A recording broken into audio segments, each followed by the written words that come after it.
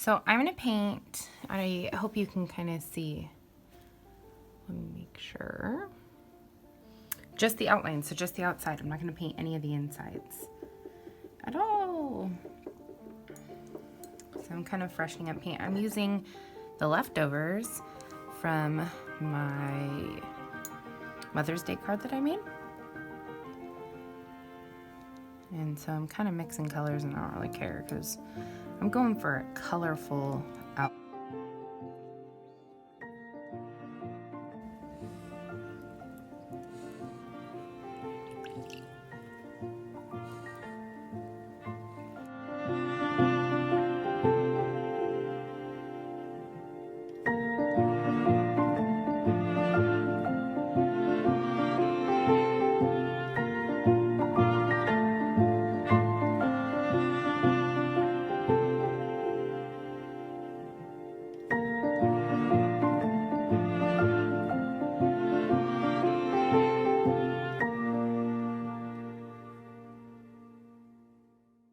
So what I'm doing is I'm going along the outside edges in sort of random areas, trying to stay on the outside.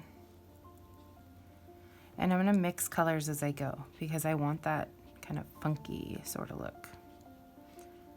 Funky, funky look. Mixing as I go.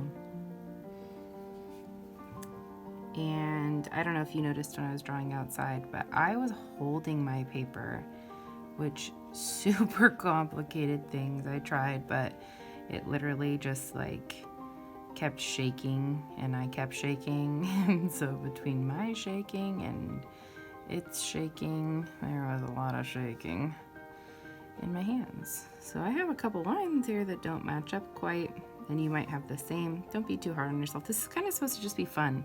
If you don't have any watercolors of your own, but you happen to have food coloring at home, so what you'd use for like frosting colors, you can mix your own watercolors with food coloring.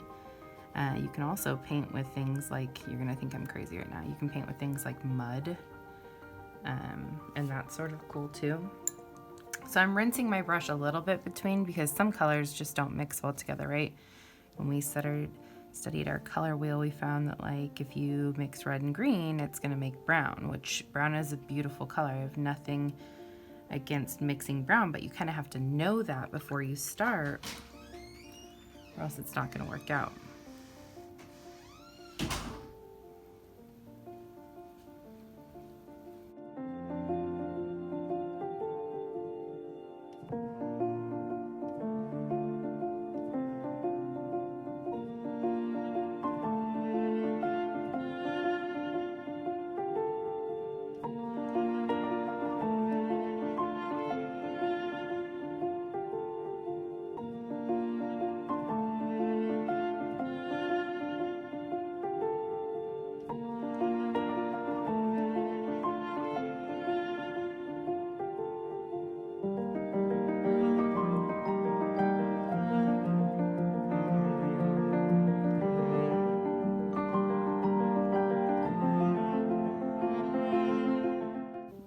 I literally, pre-mixed all my colors.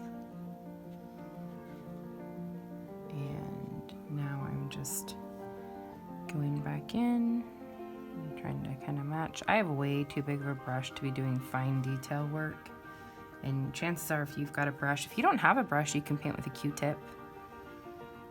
Q-tips work great.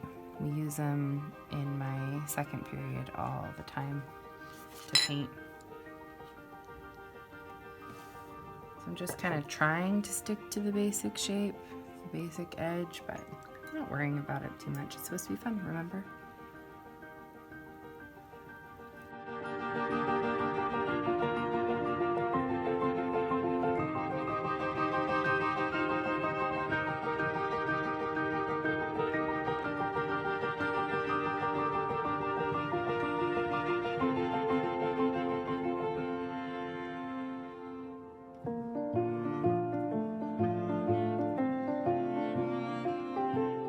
This one looks crazy because it's actually one of the dead geraniums.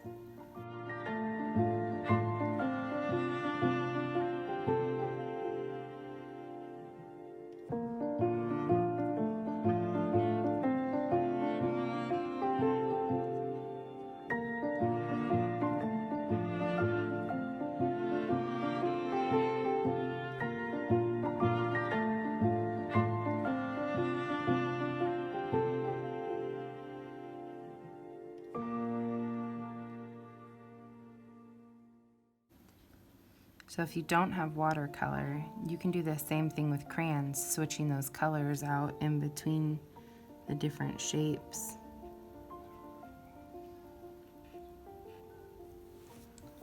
You can tag me at RJHS Art on Instagram, and I'll feature any of yours that you finish. You can send them to my email, donahue.m@monet.k12.ca.us, and I can feature them through that way too. So you're like, I don't have an Instagram, but I want mine featured. Send it to me, I'll feature it. I would love to. You can send them through Schoology with a little note in the comments that says, put this on egg, and I will. I'd love to share your work.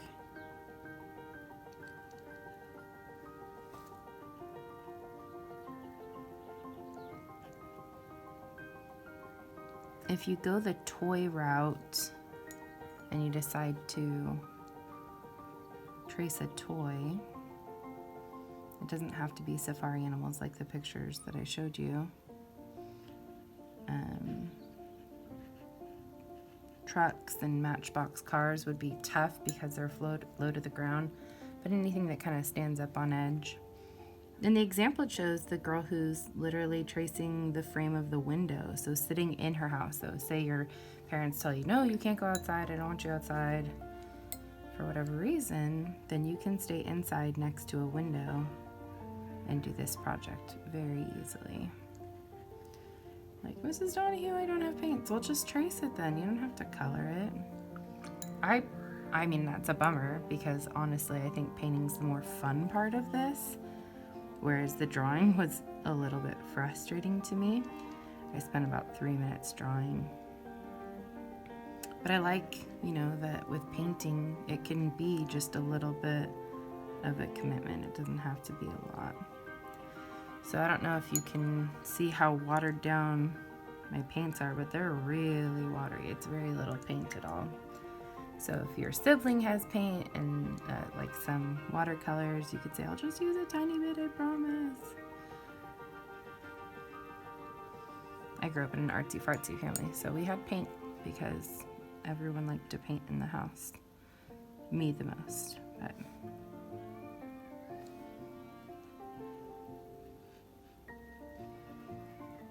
I wonder if you can...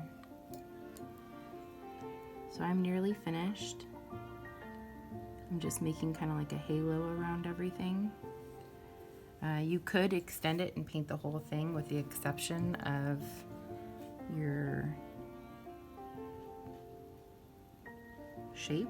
That's totally up to you. But that's it. That's the finished... Oh, there's a piece right there. That's the finished project. So 11 minutes, not bad, right?